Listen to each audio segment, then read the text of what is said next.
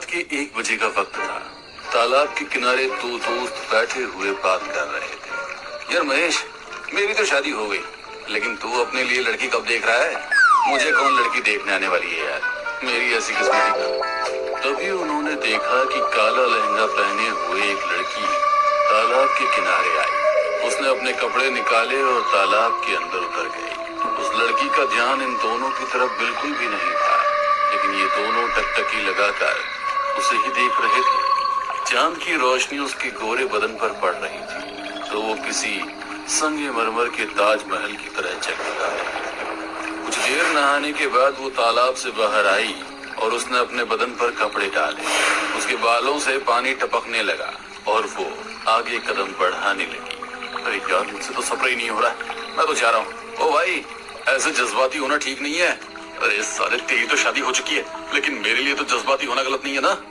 ऐसा कहते हुए महेश अपनी जगह से उठा और उस लड़की के पीछे हो लिया।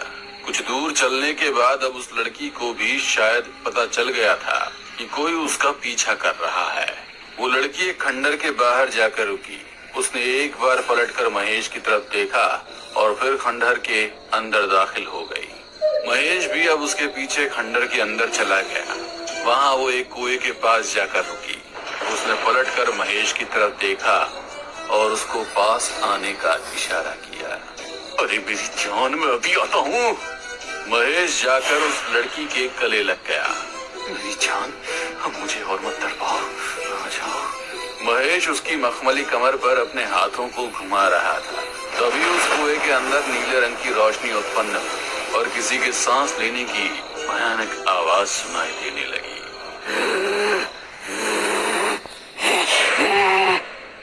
महेश उस लड़की से अलग होना चाहता था, लेकिन उसने कसकर महेश को गले लगा रखा था। उस कुएं के अंदर से एक बेहद भयानक पिशाची किसी छिपकली की तरह चलकर ऊपर तक आ गई। उस लड़की ने महेश को कुएं की तरफ धकेल दिया। उस पिशाचनी ने महेश को पकड़ा और उसे कुएं के अंदर ले गई। वो लड़की कुएं को देखते हुए रहस्यमयी अंदाज में मुस्कुरा रही थी। तभी कुएं के अंदर से महेश का कटा सर और उसके साथ सोने के 2 सिक्के उछलकर उस लड़की के कदमों में आ गए। उस लड़की ने उस कटे सर को पैर मारकर एक तरफ धकेल दिया और उन सिक्कों को उठाकर मुस्कुराती हुए वहां से चली गई। कुछ दिन पहले नताशा घर के हॉल में इधर उधर चक्कर लगा रही थी और बार बार घड़ी की तरफ देख रही थी। पता नहीं ये कहाँ रह गया, ऑफिस तो 8 बजे ही खत्म हो जाता है। तभी धड़ाम से दरवाजा खुला और राजीव लड़खड़ाता हुआ घर के अंदर दाखिल हुआ। अरे क्या हो गया आपको? आपने शराब पी है? हाँ, पिया मैंने शराब। सारा वो नीरज, उसने फिर से मेरा ट्यूशन कर दिया। मन करता है उस साले को खत्म कर दूं। राजीव अपने कमरे में गया और धड़ाम से बेड पर गिर गया। नताशा राजीव की इस हालत को देख नहीं पा रही थी, इसीलिए वो घर से निकलकर एक खंडर के अंदर पहुंची, जिसके बारे में उसने बहुत बातें सुनी थी। खंडर के अंदर एक कुआं था। कुएं के पास जाकर उसने हाथ जोड़े और अपने घुटनों पर बैठकर बोली, मुझे पता है कि तुम्हारे पास धन की कोई कमी नहीं है। तुमने हमेशा से ही उन लोगों की मदद की है जिनका भगवान पर से भरोसा उठ गया। मैं भी उनमें से ही एक हूँ। तभी कुएं के अंदर से आवाज आई, मैं तुम्हें इतने सोने के सिक्के दे दूंगी कि तुम्हारी गरीबी अमीरी में बदल जाएगी। ये सुनकर नताशा के चेहरे पर खुशी छलक आई। तुमको मेरे पास रोजाना एक मर्द को लेकर आना होगा। मैं इस कुएं से बाहर नहीं आ सकती, इसीलिए अगर तुम मुझे भेंट देने के लिए यहाँ जवान मर्दों को लाती रहोगी तो मैं तुम्हें उसके बदले सोने के सिक्के दूंगी। जितना जवान मर्द होगा, सिक्के तुम्हें उतने ही ज्यादा मिलेंगे। ये सुनकर नताशा इस सौदे के लिए राजी हो गई। जो 2 सिक्के पिशाचनी ने नताशा को दिए थे, उसने उनको मेन डोर के सामने फेंक दिए। सुबह राजीव उठा तो बहुत ज्यादा टेंशन में था। उसने नाश्ता किया और तैयार होकर घर से निकला। 2 कदम बढ़ाने पर ही उसको लोन में 2 सोने के सिक्के नजर आए। अरे बाप रे! उसने एक सिक्के को पत्थर पर रगड़कर देखा तो उसकी आंखें चौंधिया गई। सोने के सिक्के? 2 सोने के सिक्के! इसने तो मेरी बहुत सी परेशानी दूर कर दी। मेरा सारा कर्जा मैं उतार सकता हूँ। राजीव उन सिक्कों को पाकर बहुत खुश था और उसे खुश देखकर नताशा भी खुश थी। रात को जब राजीव घर वापस आया तो उसके हाथ में शॉपिंग बैग्स थे। वो बहुत खुश था। उसने नताशा को गले लगा लिया और कहा, देखो जान, मैं तुम्हारे लिए क्या लेकर आया हूँ। नताशा उसकी खुशी की वजह जानती थी, लेकिन फिर भी उसने अनजान बनने की पूरी कोशिश की।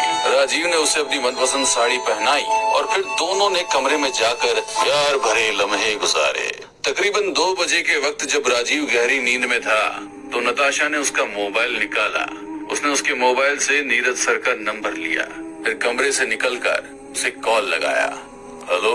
हेलो नीरज सर, मैं नताशा बोल रही हूँ, राजीव की वाइफ। लेकिन तुमने मुझे कॉल क्यों किया? मैं आपसे मिलना चाहती हूँ, वो भी अकेले, और राजीव को हमारी मुलाकात के बारे में कुछ पता नहीं चलना चाहिए। ये सुनकर नीरज के चेहरे पर रहस्यमय मुस्कान छलक आई। कुछ देर बाद नीरज की कार एक चौराहे पर खड़ी थी। तभी वहाँ पर नताशा आई। उसने नीरज को देखते हुए कातिलाना मुस्कान दी और बोली, आपने मेरे पति से नाराज होकर उसका डिमोशन करवा दिया। मैं बस आपकी नाराजगी को दूर करने की कोशिश करना चाहती हूँ। ये सुनकर नीरज का चेहरा खिल उठा और वो बोला, तो बताओ, तुमको अपने फ्लैट पर ले चलूं? हम वहाँ आराम से बातें कर सकते हैं। वहाँ नहीं, आपके लिए मेरे पास एक परफेक्ट जगह है। अब नताशा ड्राइव करने लगी और नीरज उसके बदन को निहारने लगा। नताशा ने कार को उसी खंडर के पास ले जाकर रोका। अरे, ये तो एक खंडर है। पता है, आप जल्दी से मेरे साथ आइए। ये कहते हुए नताशा कार से निकली और खंडर के अंदर चली गई। उसके बाद नीरज भी आंखों में वासना लिए उसके पीछे हो लिया। नताशा उसी कुएं की बाउंड्री पर जाकर बैठ गई और नीरज भी उसके पास पहुंच गया। यहाँ क्यों बैठी हो मेरी जान? क्या ड्राइवर के थक गई हो?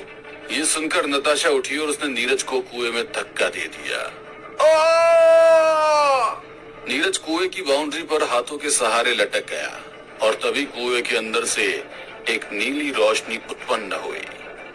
नताशा, मुझे ऊपर खींचो, मुझे ऊपर खींचो। ये क्या कर रही हो? तुम ज्यादा देर यहाँ लटके नहीं रह सकते। तभी वो पिशाचनी दीवार पर चलती हुई नीरज के पास आने लगी। मुझे बचाओ! नीरज ऊपर आने की कोशिश कर रहा था, लेकिन तभी उस पिशाचनी ने उसे पीछे से पकड़ा और उसे कुएं के अंदर खींच ले गई।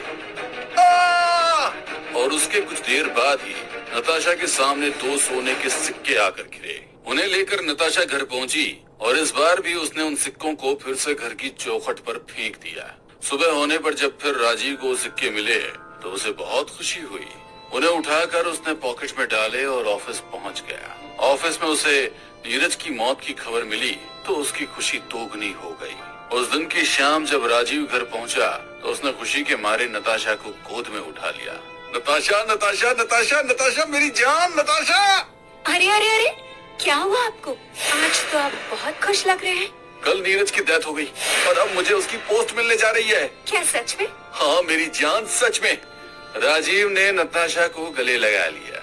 उस रात भी नताशा ने उसके सोने का इंतजार किया और तकरीबन 2 बजे वो उठी। वो कमरे से निकली और उसने धीरे से दरवाजा बंद कर दिया।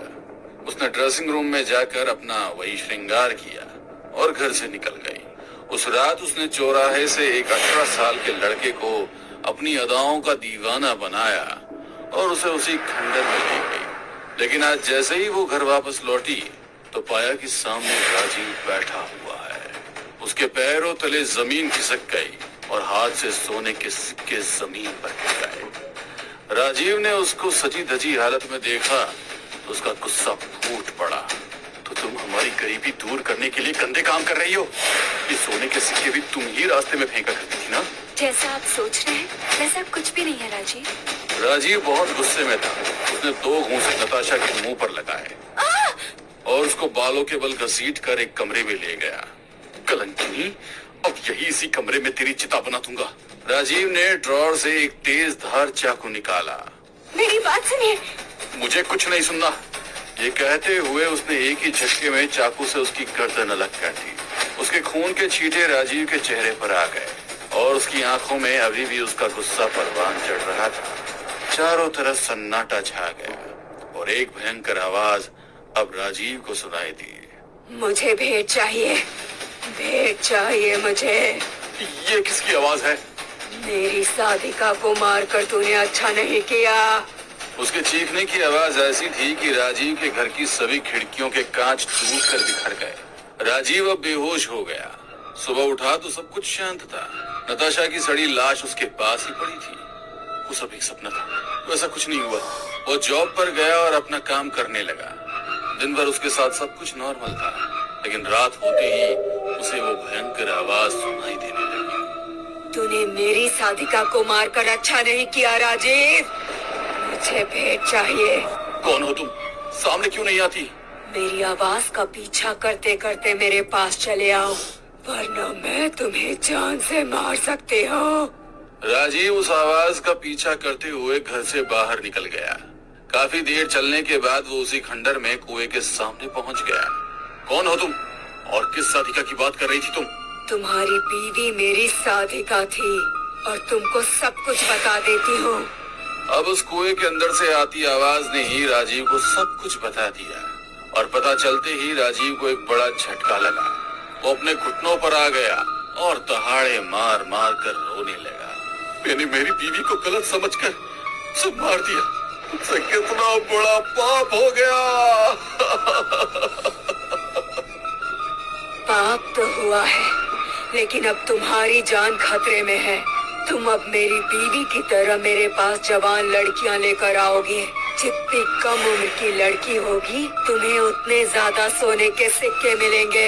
ये सुनकर अब राजीव को समझ आ गया कि अब वो बड़ी मुसीबत में फंस गया है। अगली शाम जब वो अपने ऑफिस से निकला तो एक लड़की उसकी कार में आकर बैठी। अरे रश्मि तुम? हाँ राजीव, मुझे ये जानकर बहुत अफसोस हुआ कि तुम्हारी बीवी तुम्हें छोड़ के चली गई है। अब मैं कर भी क्या सकता हूँ? उसको प्यार तो बहुत किया था मैंने, पर अब रश्मि ने राजीव के हाथ पर हाथ रखा और बोली, अगर तुम चाहो तो मैं उसकी जगह ले सकती हूँ। ये सुनकर राजीव के चेहरे पर मुस्कान झलक आई और उसने गाड़ी आगे बढ़ा दी। अरे तुमने इस खंडर के बाहर गाड़ी किस लिए रोकी? मुझे तुम्हें कुछ दिखाना है जान, तुम्हारे लिए वेलकम गिफ्ट। ओहो, एक खंडर में वेलकम गिफ्ट। रश्मि राजीव के साथ उस खंडर में चली गई और कुछ देर बाद ही उसकी भयानक चीख फिजा में गूंज